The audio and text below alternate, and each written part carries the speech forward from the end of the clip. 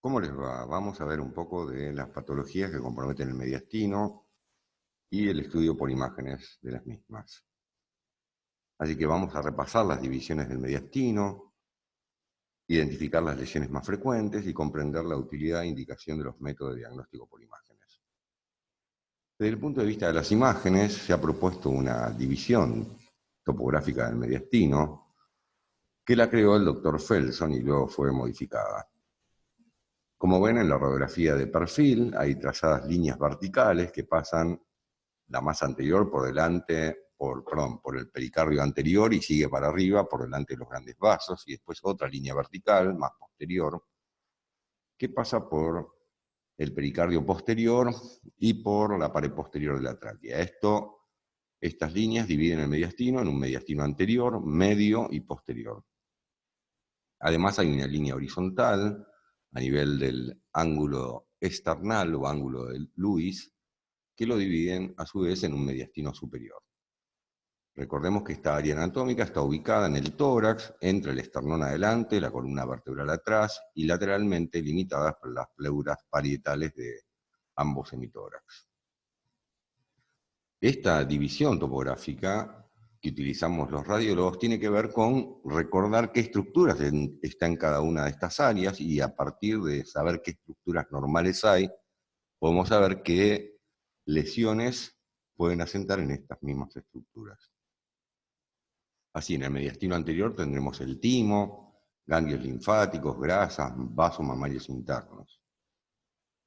En el medio, el corazón y el pericardio, la aorta ascendente y el callado, los vasos brachiocefálicos, la vena cava superior y un poquito de la vena cava inferior, los vasos pulmonares principales, la tráquea y los bronquios principales, ganglios linfáticos y grasa. Y en el posterior, la aorta descendente, el esófago, el conducto torácico, la vena ácidos y hemiácidos, los nervios autonómicos, ganglios linfáticos y grasa.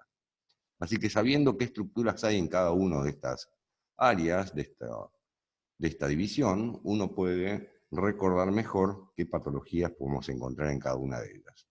Pero vayamos al mediastino anterior, y normalmente el mediastino anterior, dijimos, tiene el timo, esta estructura, este órgano, lo tenemos todos, sin embargo es de gran tamaño en los niños, sobre todo en los recién nacidos y los lactantes. En el lactante básicamente va a estar muy grande porque es el momento de mayor trabajo para el timo, y por lo cual en radiografías de tórax de lactantes, como vemos la radiografía inferior, vemos que este mediastino está muy ancho, pero si observamos con atención en el lado derecho, vamos a ver que esta estructura con densidad de agua tiene una forma triangular. A esto se lo conoce como el signo de la vela y corresponde al lóbulo tímico derecho. Pero además, si prestan atención, verán que el contorno es un poco ondulado, y esto tiene que ver con que las costillas lo improntan al timo. Y a este signo, este contorno ondulado, se lo llama signo de la ola. Dos signos que me ayudan a diferenciar el timo normal de un lactante de una patología mediastinal. Pero yendo a las masas que ocupan el mediastino anterior, nos acordamos siempre de las 4T, que son los tumores del timo, los timomas, los tumores de la tiroides, los teratomas y el terrible linfoma. Si ustedes quieren, pueden agregar los tumores de células germinales. Pero veamos un ejemplo, la radiografía de la derecha, vemos un tórax de perfil, y podemos observar que en el espacio claro retroesternal hay una masa con densidad de agua, de forma ovalada y límites netos, que es un tumor del mediastino anterior, en este caso un timoma. Estos tumores pueden ser benignos o malignos, y suelen estar asociados en muchos de estos pacientes con un cuadro de miastenia gravis. Pero hay además otras lesiones del mediastino anterior. Por ejemplo, tumores de la pared torácica anterior, hernias de Morgagni, quistes tímicos, lesiones que contienen grasa, como los lipomas, las lipomatosis o el timolipoma, o calcificaciones originadas en ganglios linfáticos o en algunos tumores que tienen calcificaciones, típicamente el teratoma. Veamos otro ejemplo. Esta radiografía frente y perfil de esta señora, donde podemos ver que el frente, la silueta cardiovascular es un poco extraña. El mediastino está ancho, sin embargo, cuando quiero seguir los contornos derechos, veo acá la aurícula derecha, pero no veo el contorno que debería estar acá de la vena cava superior. Veo en su lugar una lesión que tiene contornos policíclicos netos, que hace signo de la silueta con el resto de las estructuras mediastinales porque tienen la misma densidad de agua, pero que además, siguiendo el contorno de la aurícula derecha, esta lesión, que comienzo a verla acá, hace lo que se denomina el signo de la mujer embarazada, un ángulo obtuso, porque es una lesión extrapulmonar, y con lo cual hace un ángulo obtuso. Ahora, si miro, sé entonces hasta ahora que hay una lesión acá que ocupa el mediastino. Si miro la radiografía de perfil, voy a notar perfectamente cómo está obliterado todo el espacio claro retroesternal. Está denso, hay algo que lo está ocupando porque no hay aire. Pero además puedo ver que la tráquea está desplazada en dirección posterior.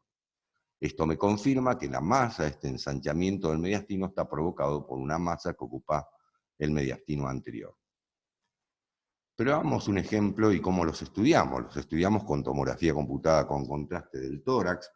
Y acá tenemos una imagen sagital, donde está el esternón adelante, la columna vertebral dorsal atrás, y acá vemos esta masa que ocupa el mediastino anterior y el mediastino superior. Y en los cortes axiales podemos ver esta gran masa que ocupa todo el mediastino anterior, que provoca la compresión y el desplazamiento posterior de la aorta, acá a nivel del callado o de la vena cava superior, o en un corte más alto de los troncos supraórticos y de la tráquea, o en un corte más abajo de la arteria pulmonar principal, de la aorta ascendente o la vena cava superior. Esta gran masa, vean ustedes que no es homogénea, sino que hay áreas un poco más densas porque se realzaron con el contraste. Y correspondía a un tumor de células germinales, en un paciente que además tenía un derrame pleural derecho libre. También puedo dividir a los tumores del mediastino anterior como benignos o malignos. Dentro de los benignos, los más frecuentes son el teratoma y el tumor dermoide, y dentro de los malignos, el teratoma maligno y los tumores de células germinales seminomatosos y no seminomatosos. Ahora veamos este otro ejemplo, una radiografía donde vemos un ensanchamiento del mediastino superior, básicamente desde la línea media hacia la derecha, con una masa de densidad de agua, que hace signo de la silueta con el resto de las estructuras mediastinales, que tiene un límite externo neto, que lo puedo seguir perfectamente hasta el nivel de la clavícula, pero que además comprime y desplaza la tráquea hacia el lado izquierdo. Del lado izquierdo veo perfectamente el callado de la aorta. Le hacemos una tomografía computada del paciente, vean esta imagen axial de tomografía, un corte que pasa a nivel del mango del esternón, o sea, más o menos está al nivel de donde está la flecha, por aquí, y encontramos una estructura tubular con aire, que es la tráquea en el centro, y una gran masa que comprime lateralmente a la tráquea de ambos lados, que es un poco heterogénea, con focos de calcificación y áreas de aspecto quística, y que es la glándula tiroides muy grande. Esta glándula tiroides tan grande se denomina bocio, y puede introducirse en el mediastino, y se llama bocio endotorácico. Ahora bien, describimos esta masa y dijimos que podemos ver el contorno externo de la masa hasta el nivel de la clavícula. De ahí para arriba no lo podemos seguir. Bueno, esto me indica que la masa está en el mediastino anterior. ¿Por qué? Y esto se llama signo cérvico-torácico. ¿Por qué? Bueno, recuerden que el ingreso al tórax en la base del cuello no es horizontal, sino que es oblicuo. El pulmón llega más alto en la región posterior. En la región anterior está a nivel de las clavículas. O sea, el ingreso al tórax es oblicuo. Con lo cual, como acá no está rodeada por aire, acá arriba no puedo seguir el contorno. Y esto me permite distinguir que esta masa está en el mediastino anterior, en el mediastino superior y anterior. Y generalmente los vemos cuando son lesiones que descienden del cuello. El ejemplo de la derecha es diferente. Si ustedes se fijan, también hay una masa que la puedo seguir. Sin embargo, el contorno externo se sigue por encima del nivel de la clavícula. Y entonces esto me está diciendo que la masa está rodeada por pulmón, y entonces, sin lugar a dudas, tiene que estar en el mediastino posterior, superior y posterior. Y en ese caso era un tumor neurogénico. Así que la utilidad del signo cérvico-torácico. Pero vayamos a las masas del mediastino medio. ¿Y acá qué hay? Bueno, hay ganglios linfáticos enfermos, en linfomas, metástasis, infecciones, quistes congénitos como los broncogénicos o del pericardio, aneurismas de la aorta o causas cardíacas que ya revisamos en el apartado de enfermedades cardiovasculares. Pero veamos la radiografía de abajo y vemos un mediastino muy ancho, que tiene densidad de agua, pero que tiene límites netos policíclicos, o lobulados, como ustedes quieran llamarlo, que están ensanchados hacia ambos lados de la línea media. Bueno, esto generalmente corresponde a un conglomerado de adenomegalias. Y si son ganglios, aprovecho esta oportunidad para recordarles la utilidad del PET, o tomografía por emisión de positrones, que utiliza glucosa marcada con flúor 18, y por lo tanto se va a fijar en las zonas de gran metabolismo. Así que lo utilizamos mucho en la evaluación de pacientes con linfoma y otras lesiones tumorales del tórax o del abdomen y afección secundaria del tórax. Pero mencionás el término adenomegalia o adenopatías. A mí particularmente no me gusta el término adenopatías. Me gusta el término adenomegalia, porque me está diciendo que es un ganglio linfático que está aumentado de tamaño. Y este aumento de tamaño tiene que ver cuando mide por lo menos 10 milímetros en el eje corto. Los ganglios linfáticos son estructuras ovaladas y tienen un eje largo y un eje corto, un eje mayor y un eje menor. Bueno, cuando en el eje menor mide al menos 10 milímetros o más, hablamos de adenomegalias. Por eso me gusta el término adenomegalias. ¿Y cuáles son las causas? Bueno, desde metástasis, linfomas, y puede haber ganglios linfáticos hiperplásicos, reactivos a procesos infecciosos o inflamatorios, causas infecciosas, por ejemplo las adenitis tuberculosas o inclusive la sarcoidosis. Y acá un ejemplo en una imagen de tomografía computada del tórax con contraste, vemos la aorta ascendente, la aorta descendente, el bronquio fuente derecho, el bronquio fuente izquierdo, la carina, la vena cava superior, y por delante de la carina vemos acá un ganglio linfático aumentado de tamaño que tiene más de 1 centímetro en el eje menor, y por lo tanto es una adenomegalia. U otras masas del mediastino medio. Vamos a revisar esta radiografía. Del lado izquierdo veo bien el callado de la aorta, con algunas placas de calcificación, el arco medio, el arco inferior del ventrículo izquierdo. Del lado derecho, la aurícula derecha, la vena cava superior, y acá asoma algo que no debería estar, que tiene densidad de agua, que hace signo de la silueta con el resto de las estructuras del mediastino, que con respecto al borde de la vena cava superior tengo un ángulo obtuso, y por lo cual es una lesión extrapulmonar y tengo el signo de la mujer embarazada. Pero además, si sigo la columna aérea de la tráquea, veo que acá disminuye en calibre, o sea que tengo un área de estenosis traqueal. Y veamos la tomografía computada del tórax con contraste a nivel del callado de la aorta, y vemos una gran masa que ocupa el mediastino medio y que provoca la estenosis de la tráquea, que es este redondito negro que está aquí. O acá un poco más arriba, a nivel de los troncos supraórticos, y la masa que está aquí, y provoca la reducción en el calibre de la tráquea, y correspondía a un conglomerado de adenomegalias. Pero me escucharon mencionar muchas veces el término ensanchamiento del mediastino. Bueno, hay distintas definiciones de este término. Una de ellas es que el diámetro transverso del mediastino, a la altura del callado de la aorta, tiene que ser de más de 8 centímetros. Bueno, en estos casos en particular, como en esta radiografía, se da ese principio de un ensanchamiento del mediastino. Sin embargo, en otras circunstancias, no, el mediastino es patológico y sin embargo no alcanza los 8 centímetros. Vamos a ver algún ejemplo, y acá tenemos a la izquierda radiografías normales y a la derecha radiografía patológica. Las imágenes de abajo están magnificadas, la imagen de arriba. Así que vemos acá la tráquea, como este tubo con aire, que se divide al bronquio fuente derecho, por lo tanto puedo ver acá, reconocer la pared lateral derecha de la tráquea, y acá una zona un poquito más densa, ovalada, que es la vena ácigos. Del lado izquierdo el callado de la aorta, que sigue para abajo la aorta descendente, y para arriba los troncos supraórticos. Ahora veamos la radiografía de la derecha. Quiero hacer el mismo ejercicio, la tráquea, la sigo, sin embargo, cuando voy a buscar la pared lateral derecha de la tráquea no la encuentro. Y la vena cava superior, que acá se la ve perfectamente bien, de este lado la veo aquí, y aquí veo algo que protruye hacia el lado derecho. y hace signo de la silueta con el resto de las estructuras, y el signo de la mujer embarazada. Bueno, esto que está aquí es un conglomerado de adenomegalias. Fíjense que no necesariamente tengo que tener más de 8 centímetros para reconocer una patología que ocupa el mediastino medio.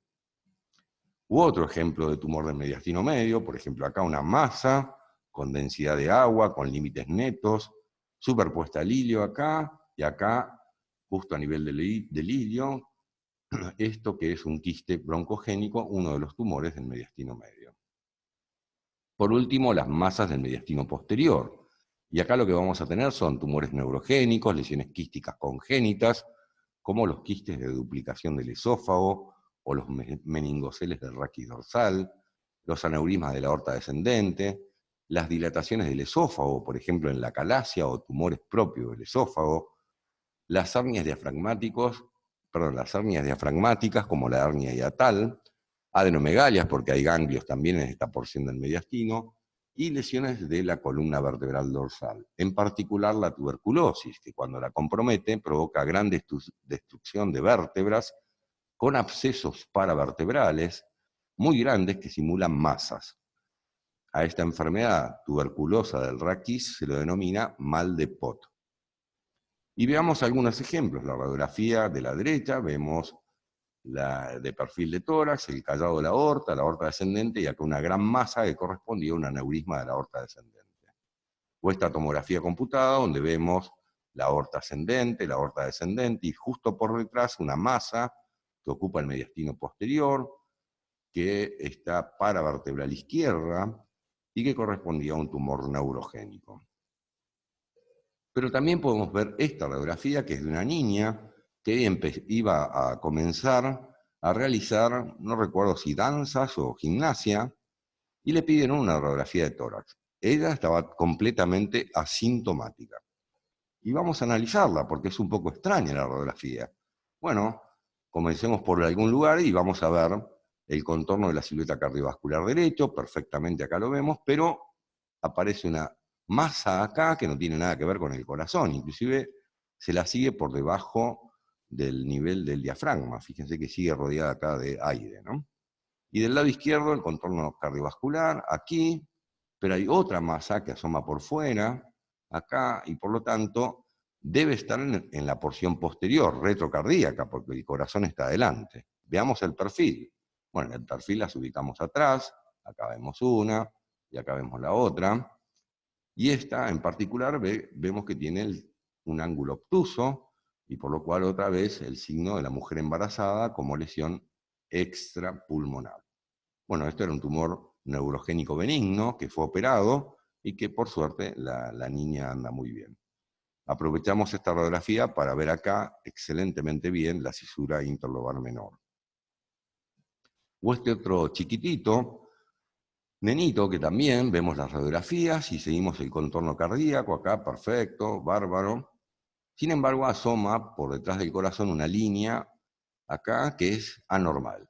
O del lado derecho, vemos acá el contorno de la aurícula derecha, que podemos seguir hasta ahí nomás, la vena cava superior no se ve bien, pero sin embargo vemos que existe otra lesión que asoma y que es todo esto que viene acá, acá, y no tiene nada que ver con la silueta cardiovascular. Esta lesión, que indudablemente está superpuesta en la radiografía del frente, tiene que estar en algún lugar. Y la vamos a buscar el perfil y es posterior, es esto que está aquí. Otro tumor del mediastino posterior. La tomografía computada a nivel de los bronquiofuentes, derecho e izquierdo, vemos que hay una masa que rodea la columna vertebral y que crece hacia la región paravertebral derecha e inclusive se introduce dentro del conducto espinal. Y era un tumor también de origen neurogénico, pero un poco más agresivo que el que tenía la niña anterior. Pero también mencionamos algunas hernias diafragmáticas, como es la hernia hiatal, y esto es el desplazamiento del fundus gástrico o techo gástrico desde el abdomen hacia el tórax a través del hiato esofágico. Así que vemos en la radiografía, superpuesto al corazón, que es esto, el corazón, superpuesto al corazón, vemos una gran masa que está aquí, que tiene un nivel hidroaéreo, y en la radiografía de perfil vemos el corazón adelante, y justo en el espacio claro retrocardíaco esta masa, otra vez con nivel hidroaéreo, y que corresponde a una hernia hiatal. Por último, pueden encontrar en la literatura el signo de la superposición del hilio, y esto me permite definir si la lesión está en el mediastino medio o en otro de los compartimientos. En la radiografía de arriba podemos ver una masa, un ensanchamiento del mediastino que crece básicamente hacia el lado derecho, pero que no puedo distinguir el hilio pulmonar. Esto me confirma de que la masa está en el mediastino medio. Para esta radiografía que acabamos de ver del nenito, si la volvemos a revisar, dijimos que esto era la masa que estaba en el mediastino posterior, pero me permite ver el hilio, con lo cual el hilio queda como superpuesto. Esto se va a ver tanto en las masas que están en el mediastino posterior como en las masas que están en el mediastino anterior. Así que sabiendo qué estructuras ocupan cada una de estas divisiones topográficas del mediastino, puedo saber o acordarme qué tumores pueden nacer de ellas. Así que en el mediastino posterior predominan los tumores neurogénicos, la hernia hiatal, las patologías esofágicas, de la aorta descendente o del raquis dorsal. En el mediastino anterior nos acordamos las 4T, y en el mediastino medio de los quistes pericárdicos y quistes broncogénicos, además de las adenomegalias que pueden ser por linfoma o por otras causas. Y en el mediastino superior recuerden que estaba ahí la tiroides, la paratiroides, el timo y también los linfomas. Se parecen un poco las causas del mediastino superior y anterior. Así que decimos que las masas del mediastino medio tienen íntima relación con estructuras mediastinales, con lo cual van a ser signo de la silueta. Como ustedes vieron en todos los ejemplos, tienen márgenes lisos y netos. Además, como es una lesión extrapulmonar, va a formar ángulos obtusos y vamos a ver el signo de la mujer embarazada. Van a provocar desplazamiento de estructuras normales como la tráquea, los vasos y el corazón. Y nos van a ayudar algunos signos, como el cérvico torácico. Recuerden que si no puedo seguir el borde por encima de la clavícula, está en el mediastino anterosuperior.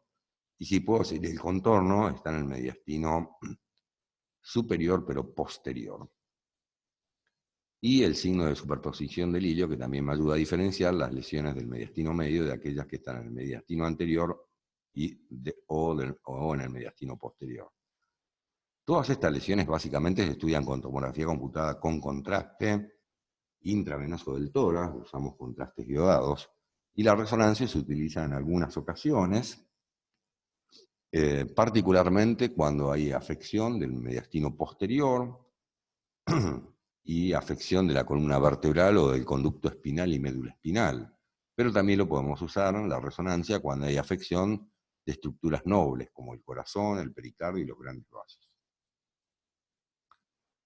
En los últimos años apareció una revisión y una nueva clasificación o división del mediastino por un grupo internacional que estudia la patología maligna del timo. Y esta está basada en la tomografía computada, que acabamos de decir que es el primer método para evaluar las lesiones tumorales del mediastino.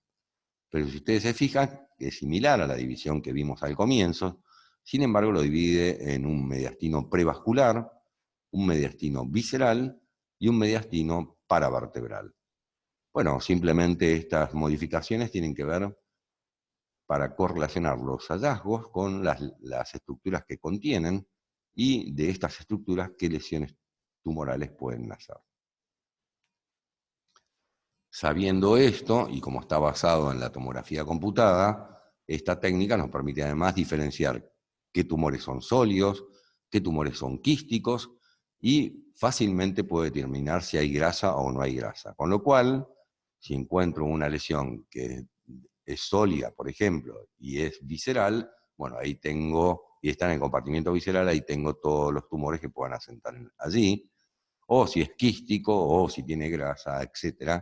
Y además correlacionar lo que estoy viendo en las imágenes con la clínica del paciente. Si fue un hallazgo, si el paciente tiene un determinado cuadro clínico, hace cuánto tiempo, etcétera, etcétera, etcétera. Muy bien. Repasamos entonces y dijimos que lo dividimos al mediastino básicamente en un área anterior, media y posterior, y un sector superior.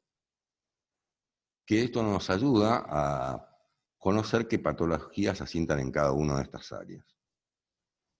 Ahí vemos como ejemplo una radiografía de perfil en el centro, donde está Hay una opacidad que ocupa el espacio claro retroexternal y por lo tanto me indica que hay una masa en el mediastino anterior.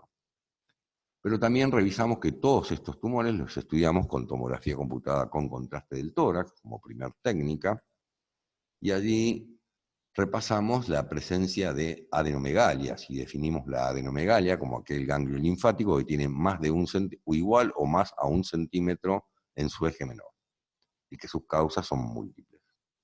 Así que bueno, espero que sea de utilidad y les mando un gran saludo. Hasta luego.